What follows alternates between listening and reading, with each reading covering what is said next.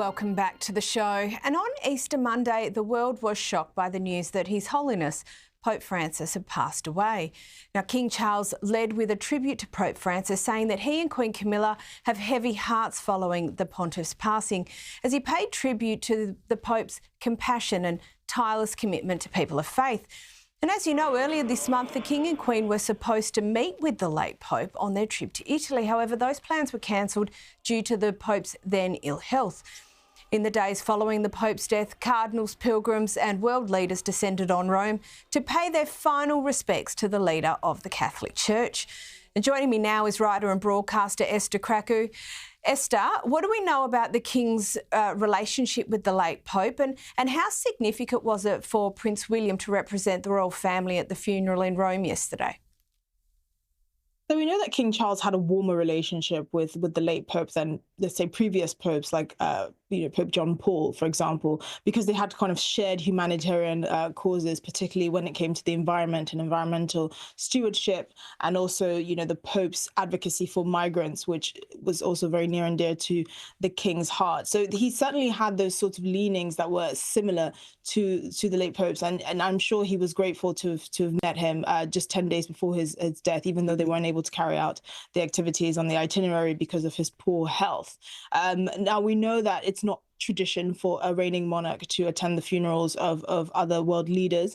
So in keeping with tradition, Prince William was obviously representing his father in the institution by attending the Pope's funeral. But it also sends another message, which is it seems like Prince William, as the Prince of Wales, is kind of gearing up a lot sooner than many of us expected for basically taking over his father's role as king. Now, we know the king is still battling cancer. There are rumours, unconfirmed, of course, that this is cancer that he'd probably have to live with. And at this moment in time, they're just basically managing it and trying to manage the spread and manage the symptoms. There's no real kind of talk coming out of Buckingham Palace about the idea that he'll be cured of it and be able to regain his normal health. I think this is just something about management, which is why it seems Queen Camilla is very adamant that the king needs to rest, because he cannot push himself too much with the kind of treatment that he's undergoing. We know that he had a short stint in the hospital, which apparently Prince Harry was unaware of, which had to do with symptoms relating to his medication.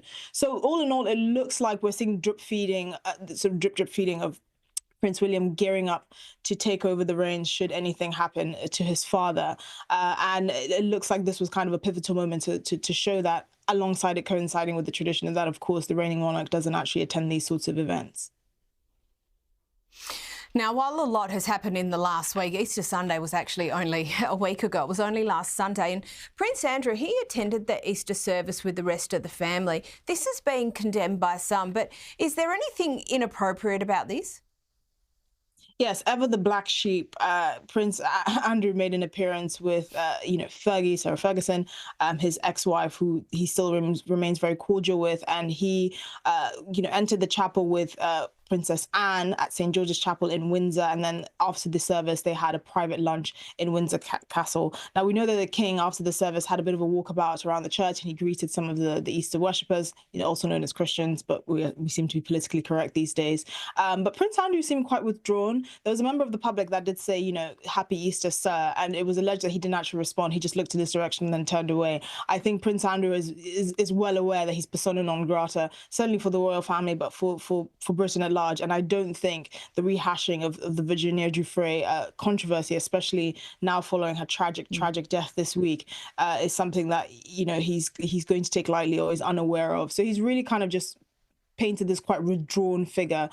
Pictures of him looked quite uncomfortable, actually, in front of the church. He kind of just kept looking around, trying to find his place, which is probably quite an apt description of where he is now and how the mighty have fallen.